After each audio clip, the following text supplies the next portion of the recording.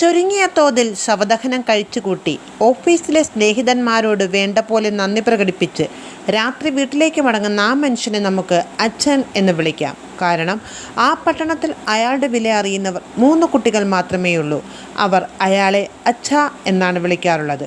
ബസ്സിൽ അപരിചിതരുടെ ഇടയിൽ ഇരുന്നു കൊണ്ട് അയാൾ ആ ദിവസത്തിനെ ഓരോ നിമിഷങ്ങളും വെവ്വേറെ എടുത്ത് പരിശോധിച്ചു.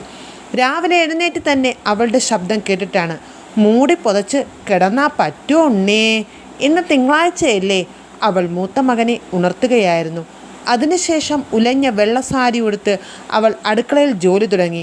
തനിക്കൊരു വലിയ കോപ്പയിൽ കാപ്പി കൊണ്ടുവന്ന് തന്നു. പിന്നെ എന്തെല്ലാം ഉണ്ടായി. മറക്കാൻ പാടില്ലാത്ത വല്ല വാക്കുകളും അവൾ പറഞ്ഞുവോ?